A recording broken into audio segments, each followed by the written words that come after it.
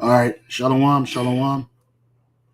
All right, shalom, shalom. I want to start off by giving all praises, honor, and glory to Yahweh, by Hashem, Yahweh Shai, by Hashem, Rakak, Radash. I want to say and give double honor to the apostles and the bishop elders, a great millstone for teaching us this word in truth and sincerity and for ruling well. And salutations to the elect, right? Lord willing, with some of those men and women who believe in fear in the name of Yahweh, Bashan Shai. I just had like 5 people on, but real quick, it just went right off. I don't know if anybody's, I don't see anybody on the comment board to see if they can hear me or not. But again, all praise, honor, glory to Yahweh, Bashim, Shai, double honor to the apostles and the bishop elders of Great Millstone. Salutations to the elect, Lord willing, we're some of those men and women who also fear and believe in the name of Yahweh, Bashim, Shai. Hey, I'm the brother Gabar Yahweh from GMS Hawaii, coming to you with a quick lesson. It was inspired by this lesson that I'm currently watching from Elder Rakal Yaquem. His page is GMS Fear the Most High 7 God, right? And the title of his lesson was a reply to what will happen to the United States if African Americans disappear. And this is off the heels of this Twitter post by some guy named Douchebag, right? You got a lot of Edomites voicing their real opinions about you so-called Afro-Americans, so-called Negroes here in America and abroad, right? But mainly here in America, because to an Edomite, which is the so-called white man, and not everybody that's so-called white goes back to Edom, but we're talking about starting with the super elite and these Edomites here in America, right? They believe that the super elite believe that Jacob is the reason why they don't have the blessing that they so, earnestly want, right? Which that is not our fault. The Most High, Yahweh, Bashim Yahweh Shai set that up and set the things in motion, right? Esau wasn't created to be righteous, and the elder said that in this video, right? Esau wasn't set up to rule a righteous world in perpetuity. It wasn't set up that way, right? And you're trying to scheme your way into doing that, but it's just going to backfire. And so the average Edomite, the so-called working class white man here in America, who is being was encouraged by these so-called talking heads, which is all this is a part of the plan of the elite anyway, to sow discord, discontention, and dissatisfaction with the way things are running here in this country, right? And their first thing is to blame so-called black people, right?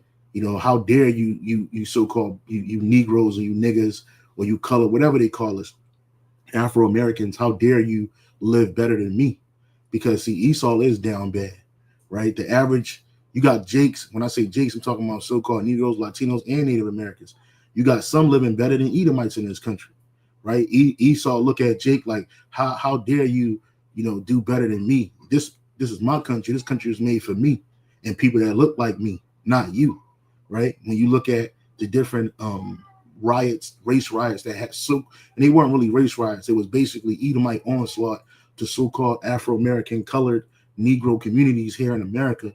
Most of that was spurred by envy, right? It wasn't that Jake did something purposeful to them and they just felt the need to erase their land, their identity, their culture, their history on that land, their wealth. It wasn't nothing that one particular Jake did would warrant such behavior. But the reason why these Edomites react the way they react is because of sheer envy, right? He envies us, right? He ain't going to tell you that, but they envy us. They envy the so-called, starting with the tribe of Judah, they envy the so-called African American, so-called Negro, right? They envy our prowess, our sexual prowess, our physical prowess, our mental prowess, our spiritual prowess. They envy that. And that's why they seek to either exploit it or destroy it. And they'll destroy it by exploiting it too, right? That's why you see they grab the best physically capable so-called Afro-Americans and put them in their sports, right? And they just relegate them to that. You're just an athlete, right? And if you ever have aspirations of ownership, aspirations of equality or equity here, you can toss it out your damn mind, because I pay you to run. I pay you to run this football. There was a news anchor that said that about LeBron James. Told him to what? Shut up and just dribble, right? Because that's how they see you. The most average Edomite can't do half, not even a half. Edomite couldn't do a quarter of the things LeBron James could do physically, right? And I'm not defending that guy because he's a sellout, right? But he's a man that's being used to forward Esau's enterprise. Like we're talking about LeBron James right now, so the NBA and all the rest of his shit that he does, right? He made this guy the face of the NBA so that he could what? He could continue to exploit them and bring money into his organizations, right?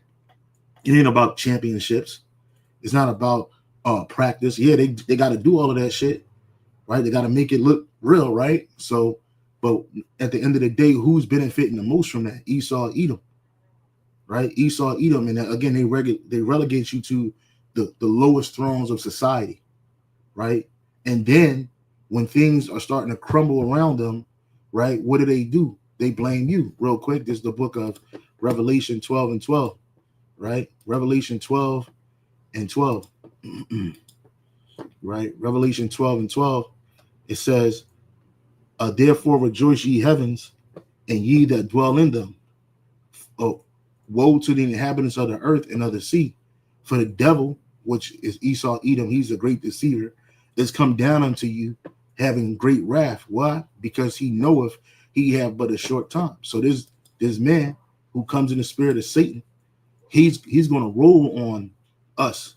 Why? Because he knows that his time is about to run out, right? In the NLT, it says, rejoice, O heavens, and ye who live in the heavens.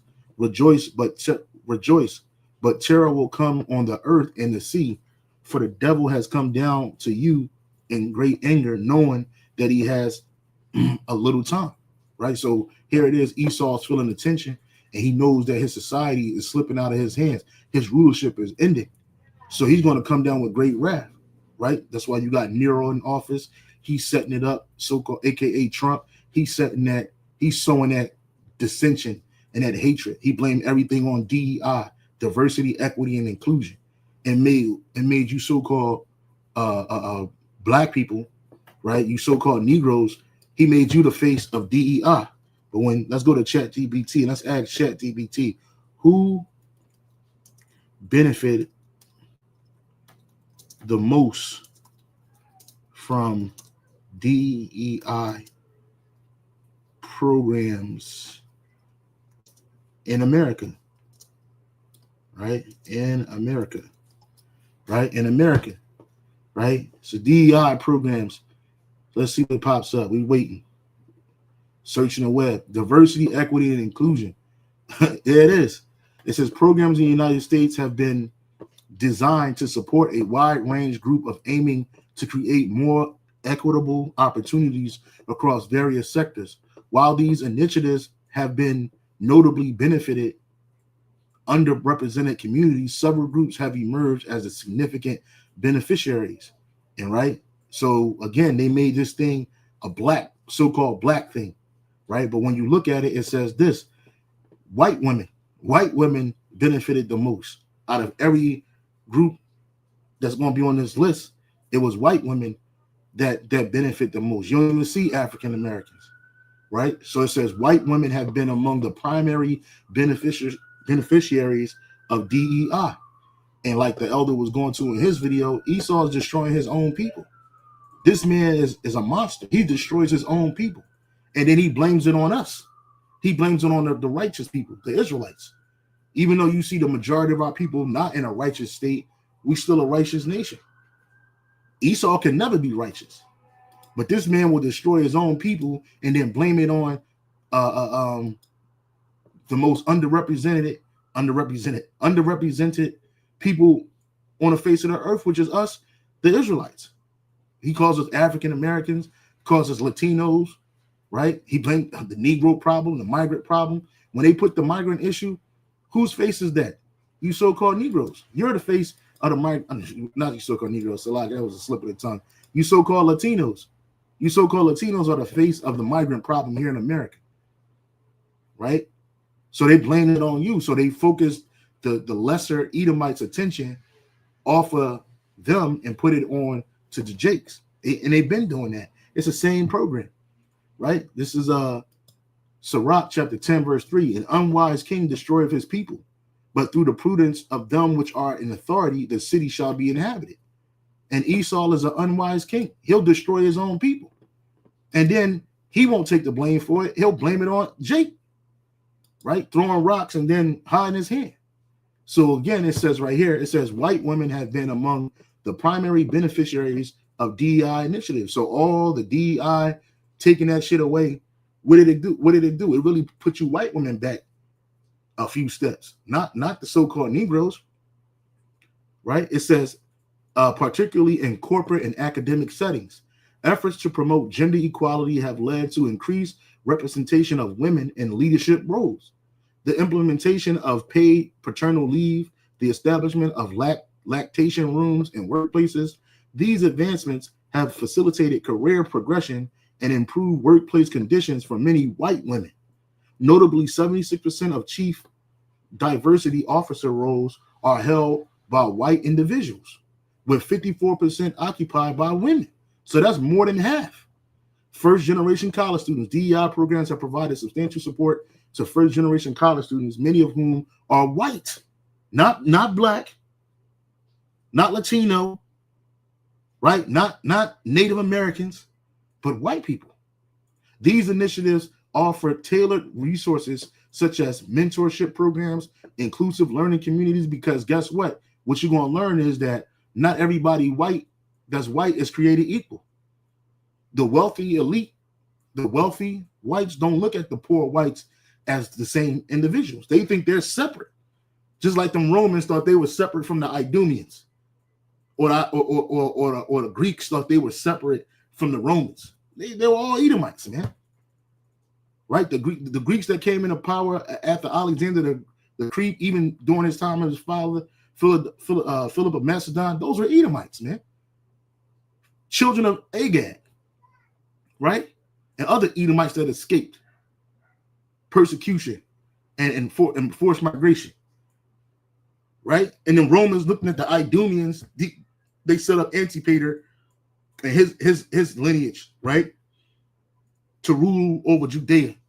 They were still Edomites. They weren't Jakes. They weren't our people, right? So again, not all whites are created equal. That's a good title for a lesson for one of you brothers to get on, right? You look at so-called white people, and they think they're the same. The wealthy elite Edomites not down here fighting Jake on the streets. Oh, you're taking all my jobs. You're taking our jobs, blaming it on us or China people. Your wealthy elite politicians made these deals with these nations to outsource their job and labor that they had in America to these other countries and nations. That's why you don't have jobs. It's not because of so-called Black, Latinos, and Native Americans. But they always point their anger to us. And this is called what? Divide and conquer. So let's keep on reading. It says DI programs have provided substantial support for first-generation college students, many of whom are white. These initiatives offer tailored resources such as mentorship programs, inclusive learning communities, and academic support services. Such support addresses challenges unique to first-generation students, including financial constraints and unfamiliarity with college environments, thereby enhancing their academic success. So they enhance our academic success. It says veterans, predominantly white, right? See, every time you see these programs set up, they're not benefiting predominantly blacks. I'm a veteran, but most of them veteran programs, they don't help so-called Negroes. Look at the VA housing, right? Not every veteran is equal, right? But if I was an Edomite veteran, I'm sure I would have been in the house owning my own shit, doing whatever. Benefit for these programs. All these things, this world is not set up for the benefit of the so-called Negro, Latino, Native American. That's another reason why we say what? Not we say, the scriptures tell you what? That arise and depart, right? Because this is not your rest. Micah 2:10. right? This place ain't our rest, right? Yep. Micah 2:10 says what? Arise ye and depart, for this is not your rest. The Lord didn't set us here to be here in perpetuity. So we were here to be punished, right? That's the reason why we went through chattel slavery. That's the reason why we went through 100 years of Jim Crow. That's the reason why we're still reeling from the so-called civil rights era and all that other shit, right? Don't let the minority of our people who sold out to this man for chump change fool you and think you that, oh, we're all created equal. We can all make it. We just got to work hard and hustle hard. That's not the case. And money is not going to solve our problem that is really plagues us here in this country. What's going to solve that is the spirit and power of Yahweh Bashim Yahweh Shah. Because Jake's problem is not carnal, is not financial. It's spiritual at the end of the day. And Esau can't give you an answer for that because he's not a spiritual man. The only one that can give us an answer for that is Yahweh Bashim Yahweh Shah. And it's found in his word. Arise ye and depart, for this is not your rest, because it is polluted, and it shall destroy you. It shall destroy you even with a sword destruction. Right. This place, America, is polluted. It's going to destroy you with a sword destruction. It's not going to benefit you. It's not going to help you. This place is going down. All right. This place is about to be destroyed. It wasn't set up to be an extreme benefit unto you. Right. Let's keep on reading. Veterans predominantly white, approximately 60%, have also benefited from DEI programs. These initiatives have offered academic support, mental health services, career transitions, assistance, recognizing the unique challenges veterans face in higher education and the workplace. Programs tailored to veterans have facilitated their integration into civilian life and promoted their educational and professional advancement. LGBTQ plus individuals. LGBTQ community have positive impacts from DEI efforts, particularly through establishment of employee resource groups that advocate for inclusive policies in workplace. These groups have been instrumental in promoting the use of pronouns in professional settings. And this is the reason why Biden, he was signing all those executive orders setting this up, because they knew the next move was going to be what? To tear it all down and then blame it on the Negroes. Right? Blame it on the Negroes. Blame whatever's the problem that's going on Negroes. Mind you, they exalt these minority individuals, extreme minority groups, and make it look like it's a worldwide thing. Right? And it's not. Right? These groups are extreme minorities within minority groups as well as majority groups. Right? Individuals with disabilities. DEI initiatives have supported individuals with disabilities by advocating for accessible workplace, providing training programs, ensuring compliance and anti-discrimination laws. In summary, while DEI programs have been instrumental in supporting historically marginalized groups, they have also significantly benefited white women, first-generation college students who are also white, veterans who are also white, and LGBT individuals, and people with disabilities. These initiatives have contributed to creating more inclusive environments across various sectors. Now, let's ask another question. Who benefits? No. What racial group benefits from, let's say, welfare programs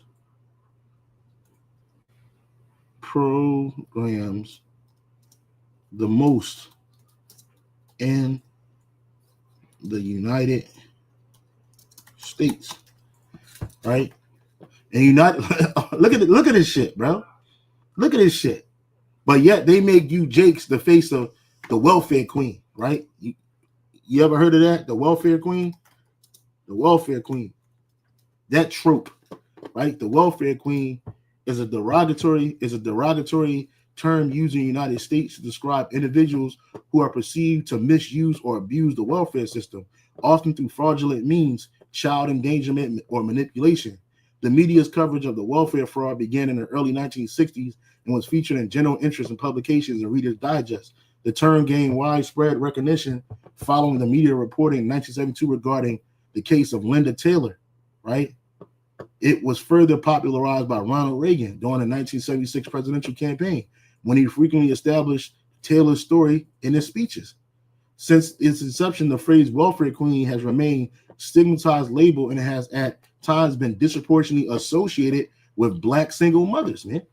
So they make you the face of everything that's wrong is Jake. Not realizing that Esau is the problem. You're the issue, not us. Right? But that's what Esau does. He's always done that. He going back to Jacob. When they were born, there's always a problem with this guy. He that's why the scripture call him a liar and the father of it, man. So in the United States, white Americans are the largest racial group that benefit from welfare programs in terms of raw numbers. This is because white people make up the largest percentage of U.S. population. However, the picture changes slightly when looking at rates of welfare participation by race, i.e. percentages of each racial group that uses welfare. White Americans make up the largest share of welfare recipients by number, right? So when they shut these SNAP programs down, they're going to affect Edomites more than they're going to affect Jake.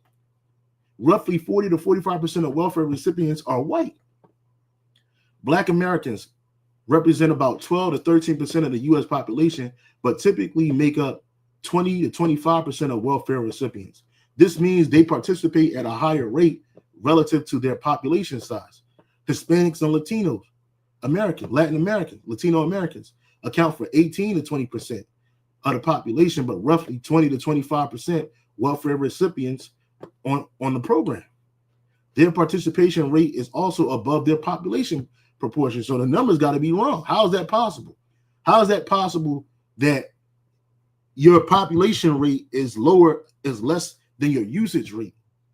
You see, right? Asian Americans generally have the lowest participation rates in welfare programs relative to population size.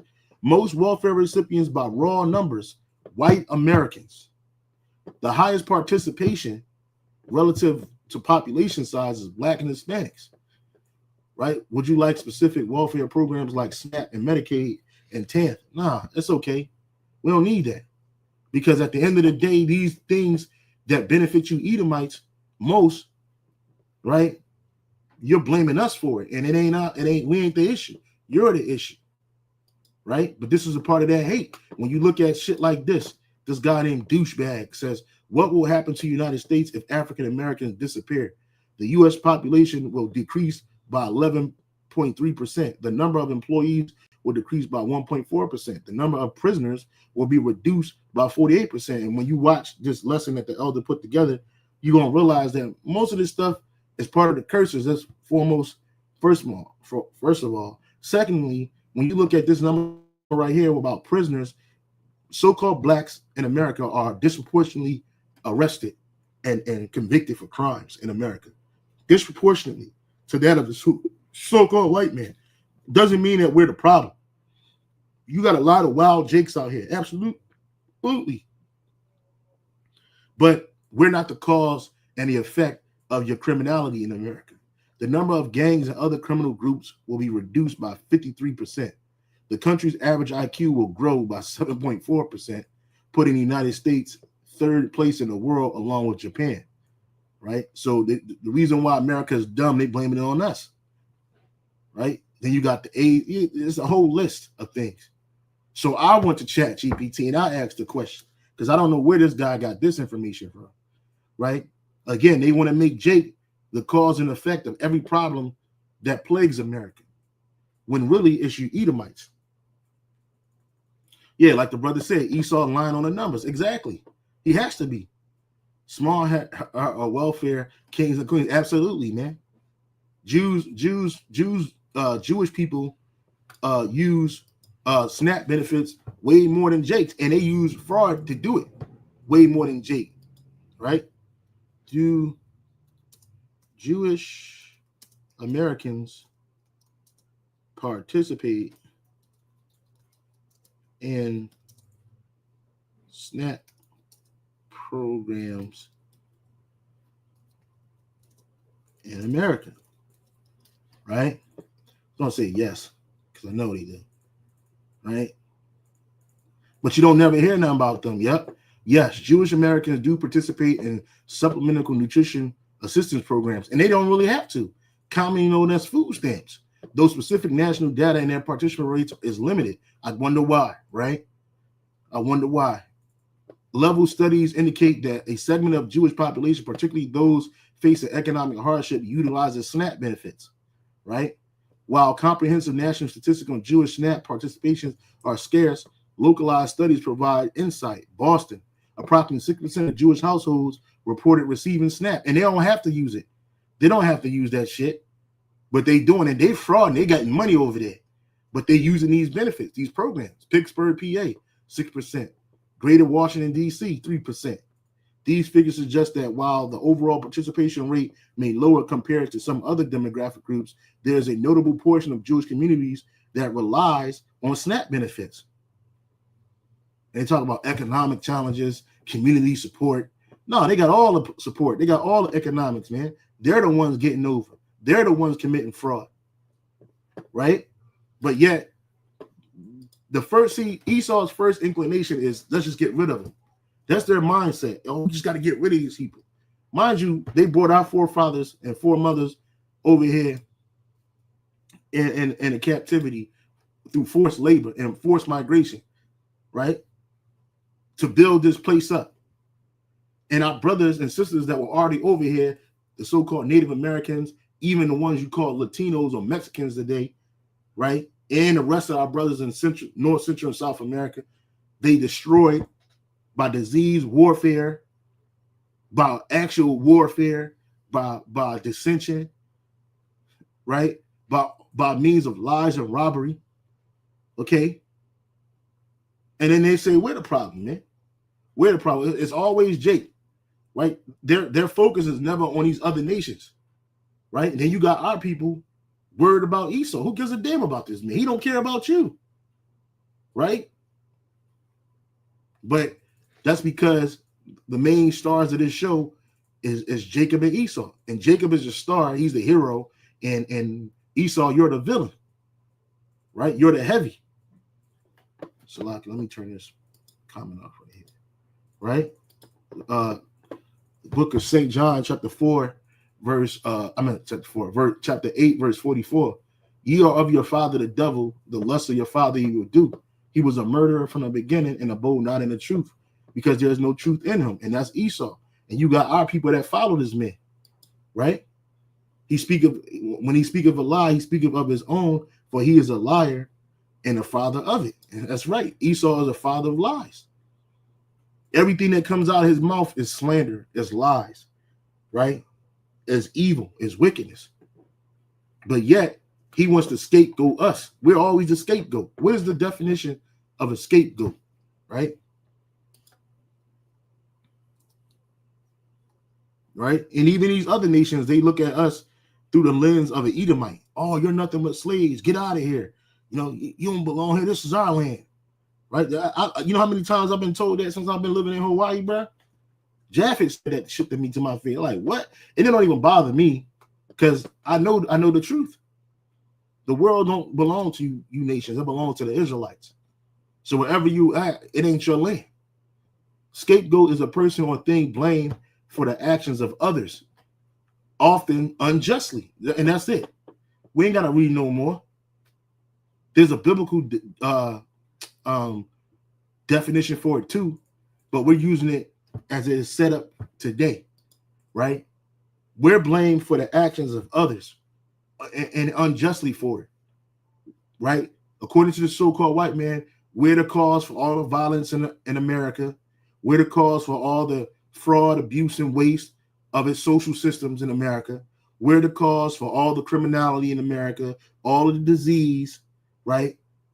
Chlamydia, gonorrhea, syphilis, AIDS. You blame our people for that, living in poverty, when all of these shits were put on our people by the rulers that be in this world, particularly the so-called white man. And nobody cares. Nobody, oh, you keep blaming the white man for this. Listen, bro, I take full responsibility for the things that I do as a man, right? But that doesn't mean that there's not a system set up, right, to oppress people that look like me, that come from our nation. Because there is, right? We understand both sides of it. And just because our people do something, don't give you heathens the right to do it, right? They said they have said they have sinned against their God. KJV, right? That wasn't it. It was somewhere else too. Yeah, Jeremiah 50, and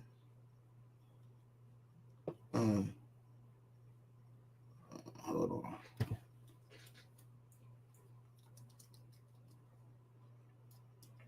Let me see. I'm trying to find this precept, brothers. Just bear with me. Their adversaries, and it devoured them, and their adversaries said, "We offend not." Yeah. That's it. It's in Jeremiah 50. We offend not. Jeremiah 50 and 7. This is the book of Jeremiah, chapter 50, verse 7. Okay. Jeremiah 50 and 7. All that found, it says, I'll start at 6. My people have been lost sheep. Their shepherds have caused them to go astray. These are these false leaders. They have turned them away on the mountains. They have gone from mountain to hill. They have forgotten their resting place. Because our resting place is Yahweh Bashem Yahweh Shai. All that found them have devoured them. Who's all that found us? Are these nations, our enemies. And their adversaries say, we offend not, because they have sinned against the Lord, Yahweh Bashem Yahweh Shai, the habitation of justice, even Yahweh, the hope of their fathers. So that's the mindset of these nations, right? When they oppress us and they destroy us and they set us up for failure, what do they say? Well, they offended against their God, so we ain't do nothing wrong, right? It says right here in the NLT, all who found them devoured them. The enemy said we did nothing wrong in attacking them, for they sin against the Lord. Like they are the Heavenly Father's policemen. That's what these nations think. That's what they believe, right? By destroying us and devouring us, they believe that they're defending our righteous power, and you're not. You just add an oppression. You caught us at a weak moment, so you destroyed us. That's all it was. It says they have sinned against, for they sinned against Yahweh Bashem Yahweh Shai, their true place of rest. We just studied that. Yahweh Bashem Yahweh Shai is our true place of rest and the hope of their ancestors. And that's another reason why this devil don't want us using the name of Yahweh Bashem Yahweh Shai, right? You see that by him giving these Faustian bargains to the wicked of our people to not use the name of the Heavenly Father, because they don't want, and his son, they don't want us to have a resting place in Yahweh Bashem Yahweh Shai, right? They don't want us to remember that, right? This is the work of the super elite, and it trickles down, right, to the lessons of their people. Okay, and when they destroy us, they say, "Look, we ain't do nothing wrong by attacking them because they sin against their power." Well, they only know that because of Judith, the book of Judith, where it says what? When we sin, the Most High gave us up to, I'll get it, Judith chapter 5, right? Judith, the book of Judith, chapter 5.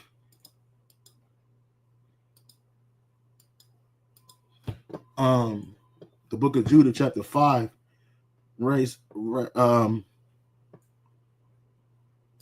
17. And whilst they sin not before their God, their power, they prosper, because the power that hateth iniquity was with them. You see?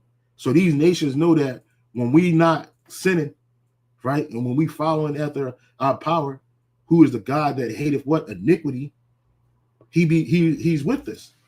Verse 18, but when they departed from the way which he appointed them, they were destroyed in many battles. Shalakia.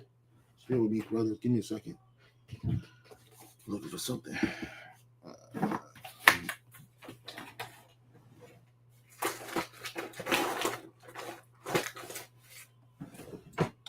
Again, it said, but when they departed from the way which he appointed them, they were destroyed in many battles very sore, and were led captive into lands that was not theirs, into a land that was not theirs. And the temple of their power was cast to the ground, and their cities were taken by their enemies. And that's the Edom. Who's our greatest enemy? The Edomites, man. Right? That's why you see this in the book of Psalms 137. The book of Psalms 137 and 7. It says, remember, O Lord, the children of Edom, in the day of Jerusalem, who said, race it even to the foundation thereof. Right? Because these Edomites, they were cheering on the destruction of our nation. Right? And this is King David prophesying. It says, O Lord, remember the Edomites. Remember what the Edomites did on the day the armies of Babylon, and this didn't happen on the time of King David. It happened after him. But he prophesying. Remember what the armies what the Edomites did on the day the Babylonians captured Jerusalem. Destroy it, they yell, level it to the ground. And that's what they wanted. Right? And that's what they're doing now, even to this day. Right? Destroy these niggers. Get these black niggas out of here. They envy Jake. They always envied us. Right? They never wanted us to be heirs apparent, man. They never wanted us to receive our kingdom. Right? They got Jake so damn razzle-dazzled in the mind that Jake don't even want the kingdom. Right? That's why all you Negroes, Latino, Native Americans, you ain't going on this side. You're going to go into the kingdom, absolutely, but at the death by pain. But going back to you Edomites, your first inclination is to destroy us, man. And you think that by doing such a thing, you didn't do anything wrong, right? And that's why you got these talking heads. There's the prize oozing off of these devils right now, right? We're the problem, but you Edomites are the problem in the world, right? You fool these nations, man. Yeah, it is. I live in the middle of the goddamn Pacific Ocean, and these damn Japhites look at me like I'm the problem because they have a bad day. They get in a sense of road rage, and they flip out on me. They mad at Esau too, because I mean, you hear that? Oh, how old this? How old that? But they don't really go up on their ass like that. They don't raise up on Esau like that because they know all hell will fall on them. Oh, they need to give us back our land, give us back Hawaii, give us back our kingdom. And they take every damn resource that they have on this island away from you, including the protection, and you'll be lost to the seas, man. These other nations, China will roll on you, Japan will roll on you, right? Russia will roll on you. These other nations will roll on you, right? Just to get closer to the U.S. so they can take it down, right? But yet, when you look at the so-called Negro, we're the problem because they show you an overabundance of our people doing nothing but bare wickedness. Running in the stores, snatching shit, accosting people, shooting each other up like it's going out of style, like it's the goddamn Wild Wild West. Every time you turn on the news, I don't give a fuck what major city you in or little town you in America, the first face you see on the news is a so-called black man or woman committing some type of crime. So in the minds of the people, they're already conditioned that you're the crime, you're the criminals, so they associate criminality with us. It don't matter how much money we got, how hard we work, how upstanding of the citizens we are, how many wars we fought for you. It don't matter. Because in your mind, you're conditioned to see us as the problem and Esau as the answer. But it's the other way around. Okay? It's the other way around. Let me get a precept from the comment board. It's the brother 12 tribes of Israel, 1 Kings 8:46 in the Amplified. When they sing against you, for there is no man who does. I'm sorry, let me read it again. When they sin against you, for there is no man who does not sin, and you are angry with them and hand them over to the enemy, so that they are carried away captive to the enemy's land, whether far or near, far away or near. I'm not sure if he wanted to finish this. Oh, hold on. He didn't finish it off. Yeah, that's what. So basically, when we sin against the Lord, he sent us to our enemy. He give us up to our enemies, man, and cast us into that judgment, right? So let me go back to this, Salaki. Let me go back to this. So we're the problem, right? Get the hell out of here. You ain't doing nothing but scapegoating, Jake. And what inspired me to use that term scapegoating, right? I typed in Chat GPT. Not that Chat GPT got all the answers, because this thing is racially biased too, whether they want to say it or not. Right? I typed in what would have happened to the United States if African Americans disappeared. It says if African Americans suddenly disappeared from the United States, the impact would be profound across every dimension of American life: social, cultural, economic, political, and historical. Here's a breakdown of some key some key effects. Cultural loss. Music and arts, jazz, blues, hip hop, R&B, gospel, and rock, all deeply rooted in African American history, would be drastically altered or non-existent, because we are the salt of the earth. The scripture said that. Yahweh Shai said that if the salt loses its savior, its flavor, right? Savior, same thing, flavor, then it's good for nothing. We're the salt of the earth. Not only do we bring entertainment and music and inspiration to the arts, but what about scientific, right? What about educational, right? And these are things that Esau made his money off of Jake doing. Jazz, blues, hip hop, R&B, gospel, and rock, all deeply rooted in African American history, will be drastically altered or non-existent. Artists like Louis Armstrong, Aretha Franklin, Tupac, and Beyonce shaped global music, right? Everybody's trying to imitate Jake. We the most hated, but we the most imitated, right? Literature and film. Writers like Toni Morrison, James Baldwin, Maya Angelou contributed vital voices, and film directors like Spike Lee and Jordan Peele have reshaped cinema. Economic impact. African Americans contribute trillions to the U.S. economy through labor, business ownership, consumer power, and entrepreneurship. Major industries, sports, entertainment, fashion would suffer enormous losses in talent, creativity, and revenue. And see, we add all this. We've always been like this. When you go to the Babylonian captivity, when you go to the Babylonian captivity, when you go to the Persian and Mede captivity, when you go to the Greek captivity, the Greco-Roman captivity, like these just the major ones, bro. We added that to these places, man. They would have had nothing. These nations would have nothing. Name me the last heathen nation that brought something to society that's well meaningful for society, that encouraged society to keep rolling and going on and impact it in a way that we as the Israelites impacted. I'll wait. Let's see in the comment board any brother can come up with a nation that adds the value that our people add to the society. But yet, the Edomites will say, we're the problem. Just ship them back to Africa, right? And it's easy to say, I was watching the elders video, and I thought to myself, it's easy to say all this shit now that after the fact, after we built up this economy, after we died for this society, whether on our own or on accord of being oppressed by our enemies, because a lot of us joined the military. You died for a lying cause, right? Right? You died for a lying cause, but yet our people fought fucking leg and limb, life and limb for this nation and got nothing for it. None of these other nations impact this nation the way the Israelites have impacted this nation.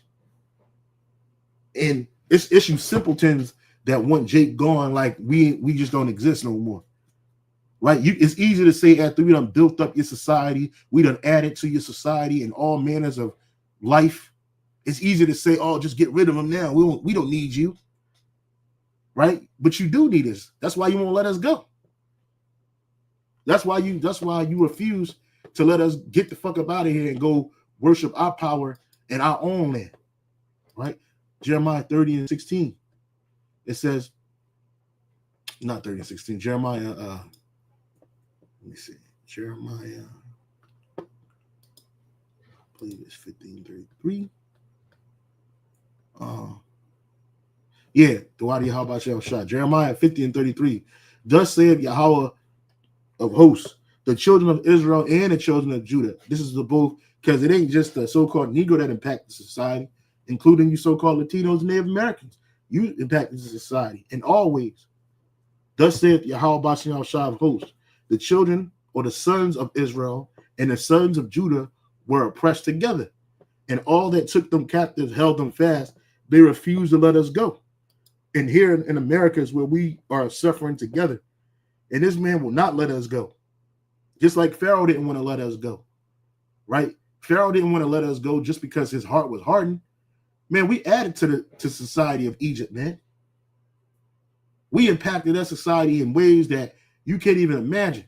Not just by our works, our physical attributes and slavery, because that impacted Egypt immensely. But when our forefather Joseph was set up the second in command of that fucking shithole country, right, by the Pharaoh on a behest of Yahweh Bashem Yahweh Shai, we made Egypt great. Egypt ain't never been as great as it was when Jake was there. Same way we do now. I'll get this precept real quick off of the comment board. 2 Samuel 7 and 23. And what nation on earth is like your people Israel? There's no nation like us, not one, whom the Most High went to redeem for himself, because the Lord Yahweh Bashem Shai is not redeeming no other nation. He's only redeeming his nation. And the elder one in his video too. You need to watch this video, brothers. The video that the elder posted up. Right, this video right here. Right, brothers need to go to his page and watch this video. Reply to what will happen to the United States if African Americans disappear.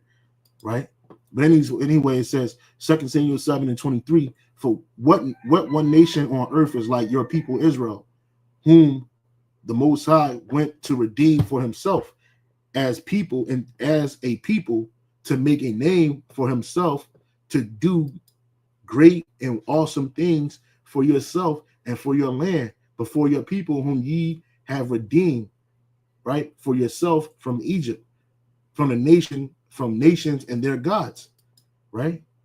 You establish for yourself your people Israel as your people forever, not sometimes, not in the latter times where the Gentiles will come to Christ and now they get involved. Nah, forever, man. And you, O Yahweh Bashem Shai, have become their God. Yahweh Bashem Shai is our God. He's no one else's God. He ain't dealing with these nations on no level, no capacity. Okay?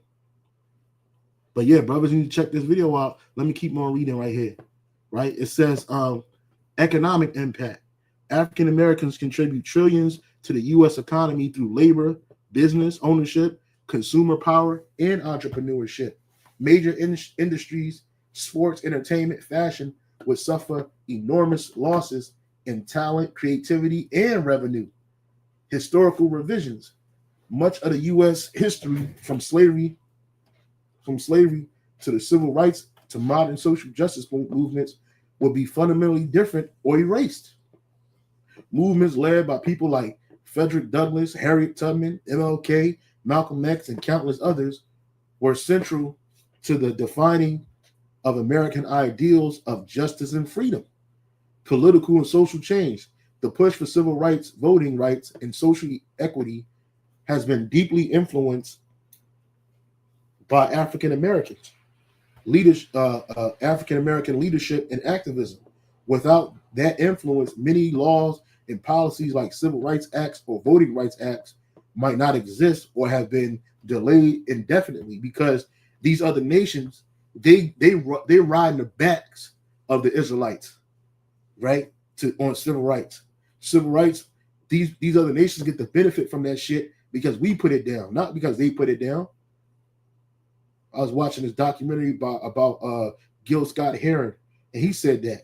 He said these other nations get the benefit of these policies because of what? Because we're the ones who was marching in the streets. We're the ones who was dying and going through all that shit. These other nations ain't go through that shit. Like these other nations, they hop on Jake's, they co-opt Jake's programs. That's what they do. Without the influence, many laws and policies like Civil Rights Acts and Voting Rights Acts might not exist or have been delayed indefinitely. Demographic shift. African Americans make up 13 to 14% of U.S. population. Their sudden absence will dramatically alter demographic, particularly in major urban centers in southern states.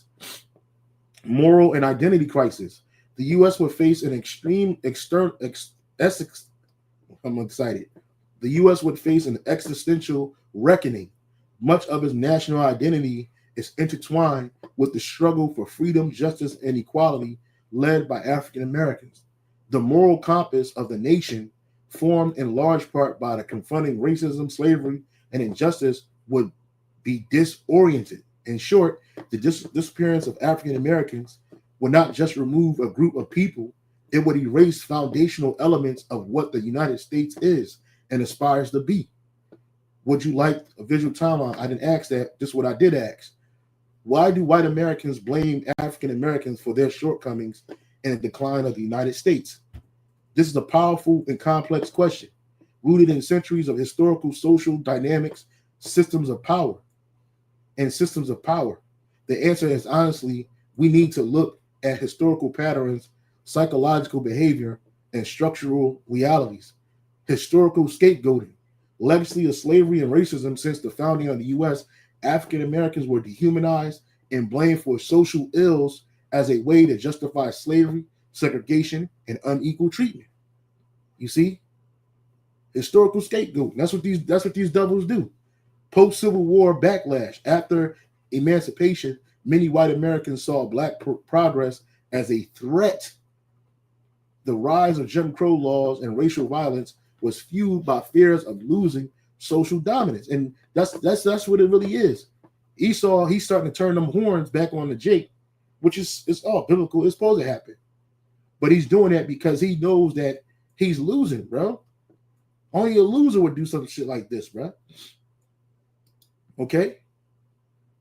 They blame us for all the ills and whatnot to justify them treating us the way they treat us, man. And you got Jake begging this man to treat him well, and he's never going to do that because it ain't given to him to do that, right? Because they feel like they're losing what? Social dominance. Civil rights movement backlash. Gains made during the 1950s and 60s, voting rights, desegregation, were often met with resentment, with some white Americans blaming African Americans for social unrest, crime, or economic stagnation, right? We're to blame for all of this shit. Psychological projection and deflection. This man, the so-called white man, is the master at psychological projection and deflection. Scapegoating is psychologically easier for people to blame others, especially historically marginalized groups, for their personal or social struggles than to confront complex systematic issues like automation, deindustrialization, and inequality. Because, see, Esau is losing his jobs. He's losing his footing. And when I say Esau, I'm talking about the average so-called working class Edomite, because they was riding on white supremacy for the longest. But there's nothing supreme about the so-called white man, ever. There's never been nothing supreme about him except his wickedness. And even Jake got him in that fucking headlock with that. You know what I mean? But instead of blaming their leaders for making automation happen, for destroying the industrialization of America and creating inequalities, they blame us for it. Right? They project their anger towards us. Fear of replacement and displacement. That's another thing. Esau fears of being replaced, and he's going to be replaced, motherfucker. It's already written. You are going to be replaced, right? Let me get that real quick. You fear something. You fear the inevitable, like Thanos said. I am the inevitable, man. You know what I'm saying? I'm inevitable. Yahweh Shai is inevitable, bro. He's coming. And listen, bro, you ain't gonna stop what's happening. Sirach 10:8. Because of unrighteous dealings, injuries, and riches got by deceit, the kingdom is translated from one people to another. You see, you Edomites, you got in the power through unrighteous dealings, and injuries and riches got by deceit. So you got to go. Wickedness can't survive forever. It has to be put out, right? 2nd Esdras 6:9. 2nd Esdras 6:9 says what? For Esau is the end of the world, and Jacob is the beginning of it that follow it. So you Edomites, you're the end, and we're the beginning. Not these other not no other nation, is us. But this is what you fear. You fear replacement or displacement, and you are going to be displaced. You're going to be displaced right into slavery, nigga. This is sometimes referred to as white grievance or the great replacement theory, a false belief that white people are being intentionally replaced or disadvantaged by people of color. And in reality, you're being intentionally replaced by your elite. You're useless to them. You're the useless eaters. Right? You used to think that it was Jake that was the useless eaters. Nah, it's you Edomites that are lower class. And these Edomites, they tired of you, man. Your own people. Amalek hates you. Amalek hates his own people, man. This dude's a demon. Right? And you blame it on what? So-called people of color. Political manipulation. Dog whistle politics. Politicians have historically used coded language to blame African Americans for crime, poverty, welfare dependency, to stir racial resentment among white voters. This is done intentionally. And they did a lot of that dog whistle politics during the Trump campaign. E.g. Nixon's Southern strategy, Reagan's welfare queen narrative, divide and conquer. Elites have long used, who are the elites? The Rothschilds, the Rockefellers, the Oppenheimers. These super elite Edomite families have long used racial divisions to keep poor and working class people from uniting across race lines to demand broader economic justice. So they keep you fighting each other, right? That's what they do. Media stereotyping, bias in the news, entertainment for decades. Media has overrepresented Black people in negative roles, criminal welfare recipients, while underrepresenting their contributions to society. This feeds and reinforces public misconceptions, and not only public misconception in America, but all around the world. You go to China and you show up, the first thing they think about is you playing basketball, or you shooting somebody. Asian people think that all Black people got guns and they just shoot each other. Oh, you got a gun, you kill each other. That's what you do. That's what they believe, man. But that's because the bias in entertainment and news. Like I said, whenever you turn on news, man, I've been living for 45 years on this earth, bro. And ever since I was able to understand the news, even before, every time I turn on the local news in Philadelphia, the first thing you see is so-called Black people on the news killing and destroying each other, bro. That's the first thing you see. Another man got killed today. Another man was murdered today in the area, the North Philadelphia neighborhood. Another Black woman was raped today in a West Philadelphia suburb, West Philadelphia neighborhood. That's all you see, man. Yeah, I used to hate watching local news. I still do. I watch that shit. It was bullshit. Social media echo chambers. Online platforms often amplify divisive and racist narratives, deepen racist resentment. Look at World Star Hip Hop. Look at all of these local city Instagram pages. Philadelphia going wild. New York crimes.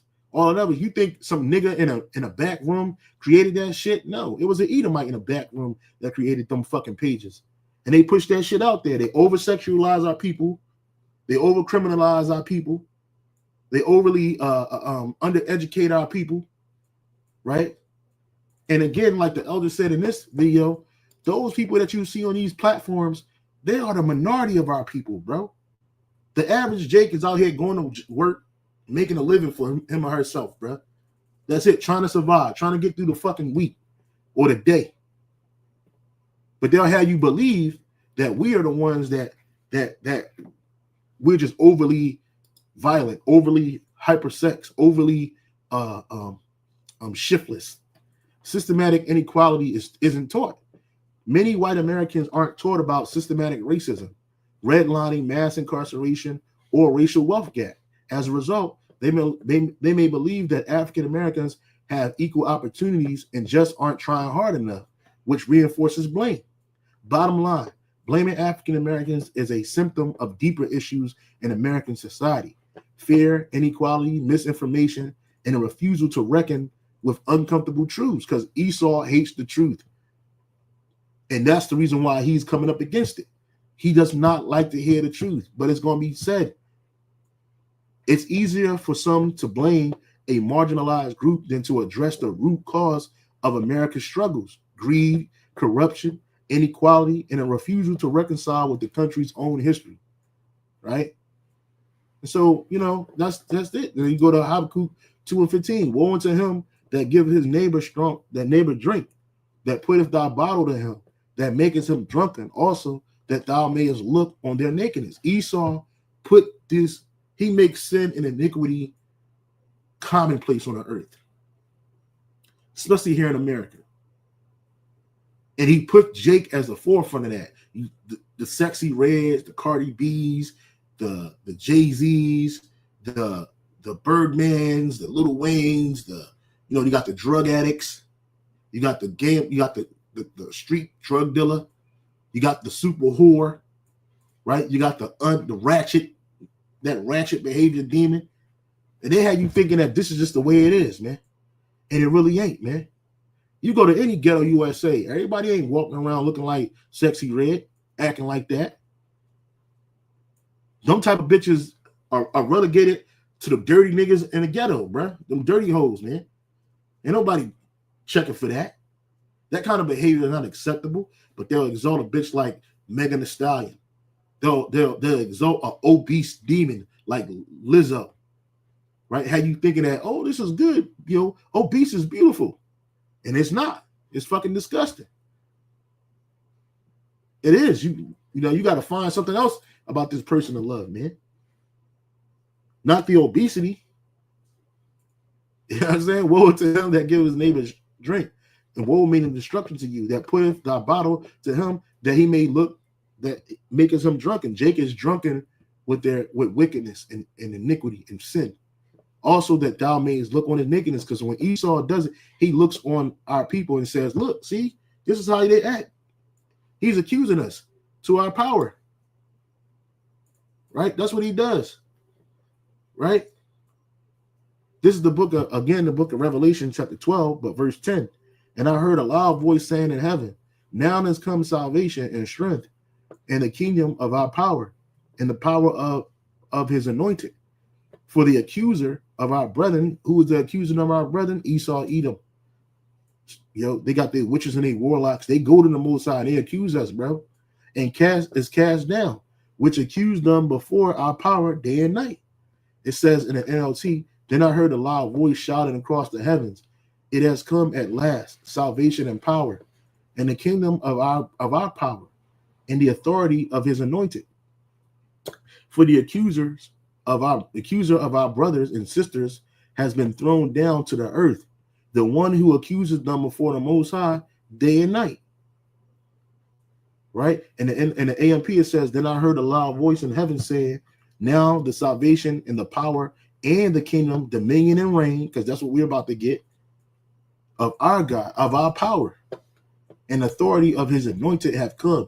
For the accuser of our believing brothers and sisters have been thrown down at last. He who accuses them and keeps bringing charges of sinful behavior against them before our power day and night, man.